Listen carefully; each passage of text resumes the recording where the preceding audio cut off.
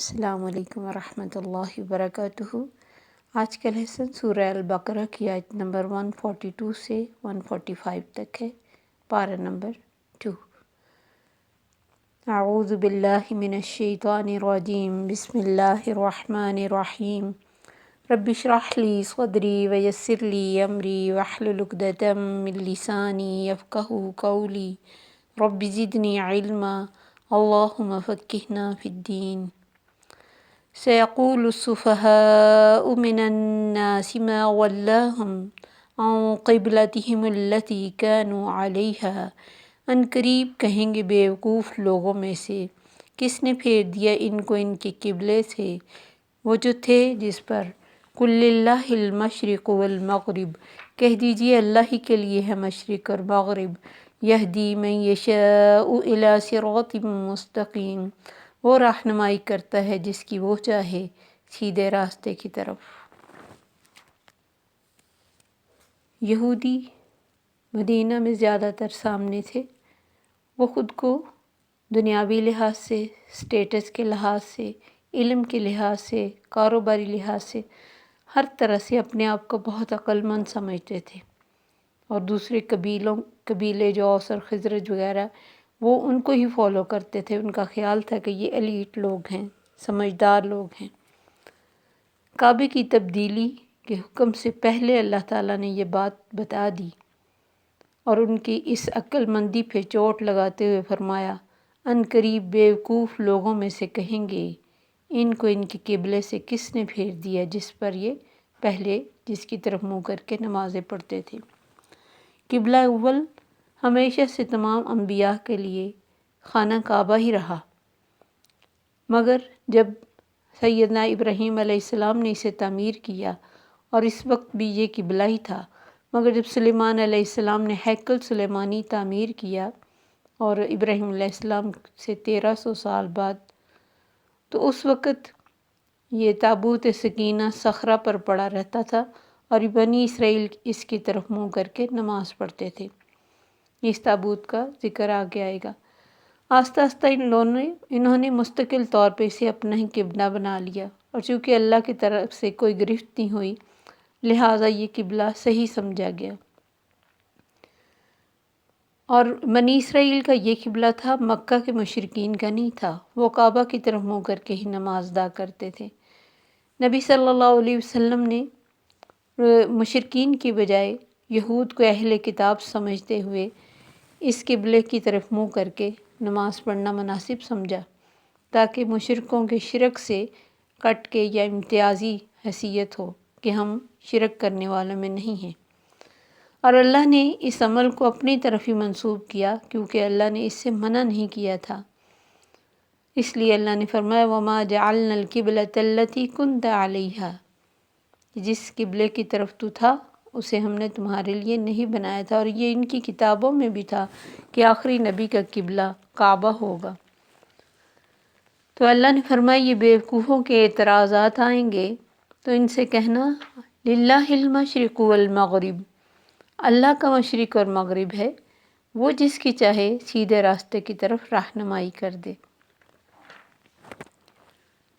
اب نبی صلی اللہ علیہ وسلم چونکہ جانتے تھے کہ میرا قبلہ کعبہ ہوگا، مدینہ میں جا کر ہجرت کے بعد صورتحال مختلف تھی۔ ادھر تو آپ کعبہ میں کھڑے ہو کے ہی نماز پڑھتے تھے، تو کچھ حصہ حتیم کا اور یہ رکن یمانی کی طرف بھی آپ کا چہرہ ہو جاتا، مگر وہاں جا کے بالکل بیک پہ قبلہ آ گیا، اور مشرق کی طرف جب وہ منہ کر کے نماز پڑھتے بیت المقدس کی طرف، تو وہ بالکل قبلہ بیک پہ آتا تھا اور سامنے وہ، اور نبی صلی اللہ علیہ وسلم آسمانوں کی طرف منہ کر کے اس چیز کا انتظار کرتے تھے کہ میرا قبلہ چینج ہو۔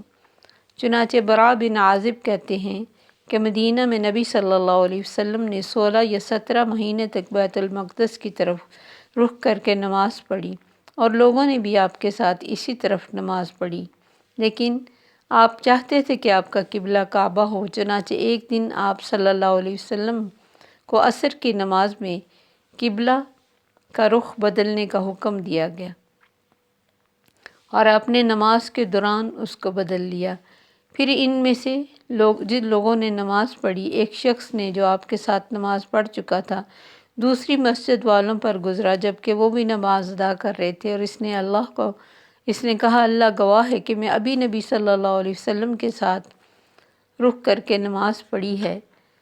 تو اس حالت یعنی آپ کا قبلہ چینج ہو گیا اور کعبہ قبلہ کر دیا گیا۔ لوگ یہ سنتے ہی نماز کی حالت میں بالکل اپوزٹ پوری جماعت سمیت گھوم گئے اور کسی بھی طرح کا کوئی ہلچل نہیں مچی۔ یہی مسجد بعد میں مسجد قبلتین کے نام سے مشہور ہوئی کہ اس مسجد میں 2 قبلوں کی طرف منہ کر کے نماز پڑھا گیا۔ تو اللہ تعالیٰ نے اس کو صراط مستقیم کہا، قبلے کی تبدیلی کو، کیونکہ جیسے کہ ہم نے کل کہا تھا کہ دین ایک مرکب چیز کا نام ہے، اس میں مفرد نہیں ہے کہ جو جس کا چاہے وہ لے لے، ایک جامع چیز ہے، مکمل چیز ہے۔ اس کا ہر حکم جو اللہ کی طرف سے آیا وہ صراط مستقیم کا درجہ رکھتا ہے۔ صراط مستقیم کی ہی ہم نے اللہ سے دعا مانگی تھی اور مانگتے رہتے ہیں کہ اہدنا الصراط المستقیم۔ تو اللہ نے فرمایا میں رہنمائی کرتا ہوں جس کی چاہتا ہوں صراط مستقیم کی طرف۔ اب اس پر لوگوں نے بہت اعتراضات شروع کر دیے، جس کا اللہ نے شروع میں ہی ذکر کر دیا تھا کہ کیوں پہلے اس طرف منہ کر کے کیوں نماز پڑھی اور اب کیوں، کس نے ان کو پھیر دیا۔ یہ باتیں کرنے والے زیادہ تر یہودی تھے، کیونکہ ان کو بہت تکلیف تھی کہ ہمارا قبلہ اب چینج ہو کے ہمیں ان کی طرف منہ کر کے نماز پڑھنا پڑے گی، اور اس لیے وہ ان چیزوں کو مانے ہی نہیں۔ اللہ نے بڑی آسانی سے ان کے خوبصورت جواب دے کے بتا دیا کہ مشرق مغرب اللہ کا ہے، ان چیزوں پہ لڑنے کی ضرورت نہیں۔ اور ایک جگہ فرمایا لیس البر ان تولوا وجوہکم قبل المشرق والمغرب، نیکی یہ نہیں ہے کہ مشرق اور مغرب کی طرف منہ کرنے پہ تم لڑنے لگ جاؤ، بلکہ نیکی تو پیچھے ہم نے پڑھا کہ اللہ کے لیے عابدون، مخلصون اور مسلمون بننا ہے۔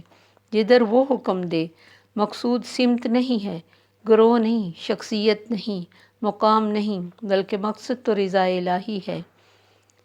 انما قول المؤمنین اذا دعوا الی اللہ ورسولہ، کہ مومنوں کی تو یہ بات ہوتی جب اللہ اور رسول کی طرف بلایا جائے تو وہ کہتے ہیں کہ ہم نے سن لیا، ہم نے اطاعت کی۔ اسی لیے اس چیز کو حضرت عمر رضی اللہ عنہ نے کہا تھا کہ حجر اسود تو ایک پتھر ہے، نہ فائدہ دینے والا نہ نقصان، تجھے میں کبھی نہ چومتا اگر میں نے نبی صلی اللہ علیہ وسلم کو تمہیں چومتے ہوئے نہ دیکھا ہوتا۔ تو یہی اصل چیز ہے کہ حکم اللہ کا چلے گا، وہ جو بھی حکم دے، اور پھر وہ حکم اس نے کیوں دیا، کب دیا، کس لیے دیا۔ ان اللہ یحکم ما یرید، جو چاہتا ہے وہ حکم کرتا ہے، کائنات اس کی ہے، اتھارٹی اس کی ہے، مالک وہ ہے، اور حکم بھی اسی کا چلتا ہے۔ وَكَذَلِكَ جَعَلْنَاكُمْ أُمَّةً وَسَطًا لِتَكُونُوا شُهَدَاءَ عَلَى النَّاسِ، اسی طرح بنایا ہم نے تم کو امت وسط، تاکہ تم لوگوں پر گواہ بن جاؤ، وَيَكُونَ الرَّسُولُ عَلَيْكُمْ شَهِيدًا، اور ہو جائے رسول تم پر گواہ۔ اس گواہی کے بارے میں آتا ہے احادیث میں، ابو سعید خدری سے روایت ہے کہ نبی صلی اللہ علیہ وسلم نے فرمایا قیامت کے دن نوح علیہ السلام کو بلایا جائے گا، وہ کہیں گے لبیک، اللہ تعالیٰ ان سے پوچھیں گے کیا تم نے میرا پیغام پہنچا دیا تھا؟ وہ کہیں گے جی ہاں۔ پھر ان کی امت سے پوچھا جائے گا کیا نوح نے تمہیں میرا پیغام پہنچا دیا؟ وہ کہیں گے ہمارے پاس تو کوئی ڈرانے والا آیا ہی نہیں، جن کے پاس 950 سال تبلیغ ہوتی رہی۔ پھر اللہ تعالیٰ سیدنا نوح علیہ السلام سے کہیں گے تمہارا کوئی گواہ ہے؟ وہ کہیں گے محمد صلی اللہ علیہ وسلم اور ان کی امت۔ پھر اس امت کے لوگ گواہی دیں گے کہ یقیناً نوح علیہ السلام نے پیغام پہنچا دیا، اور پھر نبی صلی اللہ علیہ وسلم اپنی امت پر گواہ بنیں گے کہ یا اللہ میری امت سچ کہتی ہے۔ اور جب وہ پوچھیں گے کہ تمہیں کیسے پتہ چلا، تو وہ بتائیں گے کہ ہم نے اپنے قرآن میں پڑھا۔ تو ایک تو یہ گواہی ہے۔ پھر ہر لحاظ سے ہماری امت کے جو احکام ہیں، اور معتدل امت ہے، بیلنس دین ہے، بیلنس اعمال والی، بیلنس سوچ والی، اور بیلنس احکامات والی۔ پہلے پارے میں اللہ تعالیٰ نے آدم علیہ السلام کا ٹیسٹ کیا، پھر بنی اسرائیل کا گائے کے ذریعے ٹیسٹ ہوا، ابراہیم علیہ السلام کے ٹیسٹ ہوئے، اب امت وسط کا ٹیسٹ۔ یہ زندگی ہے جو امتحان ہی ہے۔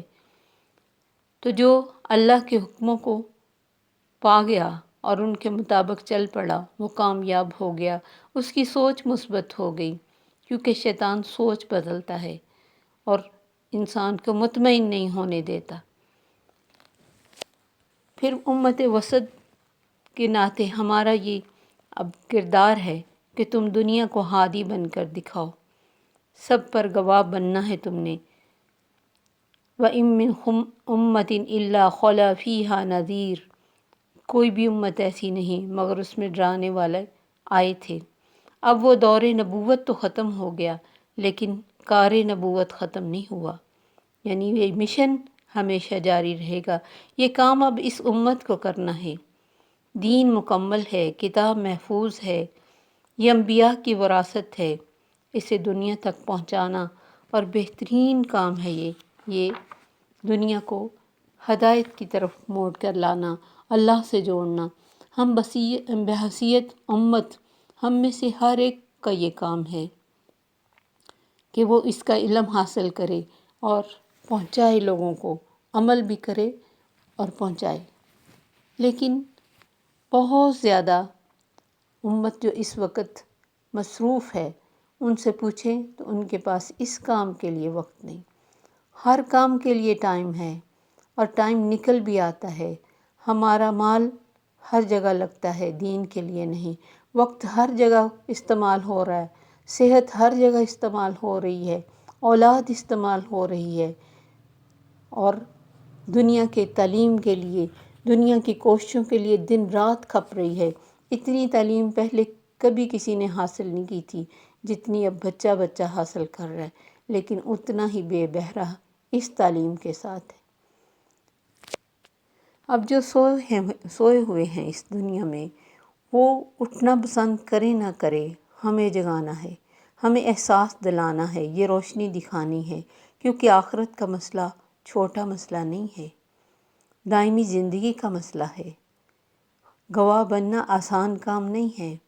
نبی صلی اللہ علیہ وسلم ایک دفعہ حضرت عبداللہ بن مسعود سے کہنے لگے، مجھے قرآن پڑھ کے سناؤ۔ کہا اللہ کے نبی میں پڑھ کے سناؤ؟ آپ نے فرمایا ہاں، مجھے دوسرے سے سننا اچھا لگتا ہے۔ وہ پڑھ رہے تھے تو جب یہ آیت آئی فَكَيْفَ إِذَا جِئْنَا مِنْ كُلِّ أُمَّةٍ بِشَهِيدٍ وَجِئْنَا بِكَ عَلَىٰ هَٰؤُلَاءِ شَهِيدًا، سورہ نساء کی آیت ہے۔ تو کیا ہوگا جب ہم ہر امت سے گواہ لائیں گے اور تجھے ان پر گواہ لائیں گے؟ تو آپ نے فرمایا بس کرو، اور رونے لگ پڑے۔ گواہی ایک بہت بڑا آنر بھی ہے اور بہت بڑی ذمہ داری ہے۔ تو اس راستے پہ جب بھی نکلیں گے چیلنج آئیں گے، اور ہم ان چیلنج سے گھبرا کے بیٹھ جاتے ہیں۔ ہمیں ہوتا ہے کہ لوگ ہمارے کام کو پسند کریں، ایسے کبھی نہیں ہوتا کہ دین کے کام کو لوگ پسند کریں، توحید کو لوگ پسند کریں۔ لیکن یہ چیلنج انسان کو نکھارتے ہیں، مشکل ہیں لیکن ان پر غالب کرنے والا اللہ ہے، کیونکہ جو انسان صرف اپنے لیے جیتا ہے اس کی زندگی اور ہوتی ہے، جو دوسروں کا راہبر بن کر جیتا ہے اس کی زندگی اور ہو جاتی ہے۔ اسی لیے اللہ نے نور کہا، جو نور لے کے جائے گا وہ دنیا میں روشنی پھیلائے گا، شجرہ طیبہ بنے گا، جس سے لوگوں کو چھاؤں بھی ملے گی، سکون بھی ملے گا، ٹھنڈک بھی ملے گی۔ اس کے بعد اللہ تعالیٰ نے فرمایا وَمَا جَعَلْنَا الْقِبْلَةَ الَّتِي كُنْتَ عَلَيْهَا إِلَّا لِنَعْلَمَ مَن يَتَّبِعُ الرَّسُولَ مِمَّن يَنقَلِبُ عَلَىٰ عَقِبَيْهِ، اور قبلہ جس کی طرف تو نماز پڑھتا تھا وہ ہم نے تیرے لیے نہیں بنایا تھا، مگر ایک ٹیسٹ ضروری تھا کہ دیکھے کون رسول کی پیروی کرتا ہے اور کون اپنی ایڑیوں پر، اپنے پاؤں پر پھر جاتا ہے۔ اور یہ بہت بڑا اللہ نے فرمایا وَإِن كَانَتْ لَكَبِيرَةً إِلَّا عَلَى الَّذِينَ هَدَى اللَّهُ، اور یہ ایک بہت بڑی بات تھی مگر ان لوگوں کے لیے کچھ بڑی نہیں، کچھ مشکل نہیں جنہیں اللہ نے ہدایت دی تھی، جن کے دل اللہ کے آگے جھکے ہوئے تھے، جو سمتوں میں قید نہیں تھے، اور اللہ کا یہ گھر، اس میں اللہ نہیں بیٹھا ہوا، یہ ایک مرکز بنایا کہ لوگوں کو دنیا کے کسی حصے میں بھی چلے جائیں، ان کا نقطہ ایک جگہ ہو، ان کی یونٹی ہو، ان کا ایک مرکز ہو کہ وہ اللہ کے اس گھر کی طرف منہ کر کے نماز پڑھیں۔ پھر اس پہ لوگوں نے یہ بھی اعتراض شروع کر دیا کہ جن لوگوں نے اس طرف منہ کر کے اتنی دیر نمازیں پڑھی ان کا کیا بنے گا؟ تو اللہ تعالیٰ نے اس کا جواب دیا، وَمَا كَانَ اللَّهُ لِيُضِيعَ إِيمَانَكُمْ إِنَّ اللَّهَ بِالنَّاسِ لَرَءُوفٌ رَحِيمٌ۔ اللہ تمہاری ایمانوں کو ضائع کرنے والا نہیں ہے، بے شک اللہ لوگوں کے ساتھ بہت شفیق، بہت مہربان ہے۔ حضرت براء بن عازب کہتے ہیں کہ بہت سے مسلمان تحویل قبلہ سے پہلے شہید ہو چکے تھے، ان کے متعلق ہمیں شبہ ہوا کہ ان کی ادا کردہ نمازوں کا کیا بنے گا۔ تب یہ آیت نازل ہوئی اور ان لوگوں کو بھی جواب مل گیا جو اس کو پروپیگنڈا بنا کے شور کر رہے تھے کہ یہ کیا مسلمان کبھی کسی طرف منہ کر کے نماز پڑھتے ہیں اور کبھی کسی طرف، ان کا دین کیسا ہے، کیوں بدلتا ہے، اور اس سے کمزور ایمان والے مسلمان ہل جاتے تھے۔ لیکن جب انہوں نے ثابت قدمی دیکھی اپنے بڑے مسلمانوں کی جو ایمان میں مضبوط تھے تو وہ بھی ٹھیک ہو گئے۔ قَدْ نَرَىٰ تَقَلُّبَ وَجْهِكَ فِي السَّمَاءِ، بے شک ہم دیکھتے تھے پھرنا تیرے چہرے کا آسمان سے، فَلَنُوَلِّيَنَّكَ قِبْلَةً تَرْضَاهَا، تو ضرور پھیر دیں گے ہم تیرے قبلے کو جس سے تو راضی ہوگا۔ فَوَلِّ وَجْهَكَ شَطْرَ الْمَسْجِدِ الْحَرَامِ، تو پھیر لیجئے اپنے چہرے کو مسجد حرام کی طرف۔ وَحَيْثُ مَا كُنْتُمْ فَوَلُّوا وُجُوهَكُمْ شَطْرَهُ، اور جہاں بھی تم ہو پھیرو اپنے چہروں کو اسی کی طرف۔ پہلے نبی صلی اللہ علیہ وسلم سے کہا گیا اور پھر تمام امت سے۔ وَإِنَّ الَّذِينَ أُوتُوا الْكِتَابَ لَيَعْلَمُونَ أَنَّهُ الْحَقُّ مِنْ رَبِّهِمْ، اور جن کو کتاب دی گئی البتہ وہ جانتے ہیں کہ ان کے رب کی طرف سے حق ہی آیا ہے، کیونکہ یہ عیسائی اور یہودی خود ایک بات پر متفق نہیں تھے۔ عیسائی مشرق کی طرف منہ کر کے نماز پڑھتے تھے، یہودی بیت المقدس کی طرف منہ کر کے نماز پڑھتے تھے، کیونکہ عیسائیوں کو تھا کہ ادھر حضرت مریم علیہ السلام ادھر رخ کر کے عبادت کیا کرتی تھیں۔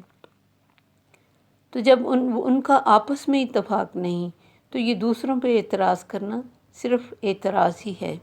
رسول ہونے کی حیثیت سے آپ کا یہ کام نہیں کہ آپ ان کو راضی کرتے پھریں اور ان کو سمجھاتے پھریں یا کسی اصول پر سمجھوتا کریں۔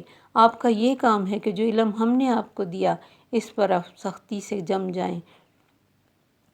اس لیے اللہ نے فرمایا وہ جانتے ہیں کہ حق ان کے رب کی طرف سے آیا۔ ان کی بکس میں لکھا تھا کہ آخری نبی کا قبلہ کعبہ ہوگا اور اللہ ان کے اعمال سے بے خبر نہیں ہے۔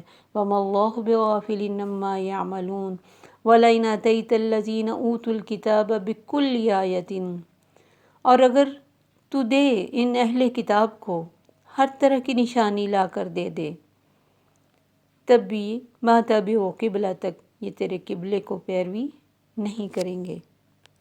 وَمَا أَنْتَ بِتَابِعٍ قِبْلَتَهُمْ، اور نہ ہی تو پیروی کرنے والا ہے ان کے قبلے کی۔ وَمَا بَعْضُهُمْ بِتَابِعٍ قِبْلَةَ بَعْضٍ، اور نہ بعض پیروی کرے گا بعض کے قبلے کی۔ وَلَئِنِ اتَّبَعْتَ أَهْوَاءَهُمْ، اور اگر پیروی کی تو نے ان کی خواہشات کی، مِن بَعْدِ مَا جَاءَكَ مِنَ الْعِلْمِ، اس کے بعد کہ تیرے پاس العلم آ گیا، إِنَّكَ إِذًا لَّمِنَ الظَّالِمِينَ، بے شک تم بھی ظالموں میں سے ہو جاؤ گے۔ انہیں کسی بھی طرح کی دلیل ان کے سامنے لائی جائے کوئی فائدہ نہیں ہوگا، کیونکہ ضد پر اڑے ہوئے ہیں، ضد کچھ ماننے نہ دے گی۔ قبلے کی تبدیلی امت مسلمہ کا ایک وجود اور ایک پہچان ہے، اور علامت اور پہچان اہم چیز ہوتی ہے۔ ہماری سب سے بڑی پہچان ہمارا قبلہ ہے۔ اور پھر نبی صلی اللہ علیہ وسلم کو وہ آفاقی اصول کے بتانے کے ساتھ ہمیں بتایا گیا کہ میرا نبی بھی جو کبھی بھی کسی کی خواہش کے پیچھے لگ نہیں سکتے تھے، جو علم کے بعد دوسری کوئی بات سوچ بھی نہیں سکتے تھے، جو بہترین نبی تھے اور اللہ کے بہترین چنے ہوئے پیغمبر ان کے بارے میں ایسی چیز کا تصور بھی نہیں کیا جا سکتا تھا، لیکن بار بار ان کو کہہ کر اللہ ہمیں بتا رہے ہیں کہ اگر کوئی ایسی بات جو اللہ نے نہیں کہی، لوگوں کی خواہش ہے، لوگوں کی مرضی ہے، لوگوں کی پسند کی ہے، میرا نبی بھی اس کو فالو کرے تو وہ بھی ظالموں میں سے ہو جائے گا۔ علم آنے کے بعد، العلم وہ علم جس کی بنیاد وحی الہی ہو، اس علم کے آنے کے بعد کبھی بھی کسی اور کی پرواہ نہیں کرنی، سچائی کو پکڑنا ہے کہ میرا بھلا کس میں ہے۔ نبی صلی اللہ علیہ وسلم کو جو سب سے زیادہ اللہ کے حکم کو ماننے والے تھے، ان کو اس طرح پیچھے بھی ہم نے یہی چیز پڑھی کہ اللہ نے کہا اگر تو نے ان کی خواہشات کی پیروی کی، تیرے لیے اللہ سے کوئی دوست اور مددگار نہ ہوگا، اور یہاں فرمائے کہ تو بھی ظالموں سے ہوگا، کہ دنیا کو سمجھ آ جائے اللہ کا ایک قانون ہے، وہ اپنے قانون سے دائیں بائیں نہیں ہوتا، وہ کسی کی خوشی کی خاطر کام نہیں کرتا۔ ان اللہ یحکم ما یرید، یہ کائنات اللہ کی ہے، اس پہ حکم اللہ کا چلتا ہے۔ ہمارا کام، ہم وہ مالک ہے اور ہم عبد ہیں، ہمارا کام ہے بس اس کا حکم ماننا، اس کی سمجھ ہمیں آئے یا نہ آئے، وہ ہماری عقلوں میں سمائے یا نہ سمائے، وہ ہمیں کسی بھی دور کے لحاظ سے مشکل لگے یا آسان، ہمیں کرنا ہے۔ اسی میں ہماری بھلائی ہے، اسی میں ہمارے لیے خیر ہے، اور اسی میں ہماری نجات ہے۔ اللہ سے دعا ہے کہ وہ ہمیں اپنے حکموں پر چلنے والا اور صراط مستقیم پر استقامت اختیار کرنے والا بنائے۔ السلام علیکم ورحمۃ اللہ وبرکاتہ۔ سبحانک اللہم وبحمدک، اشہد ان لا الہ الا انت، استغفرک واتوب الیک۔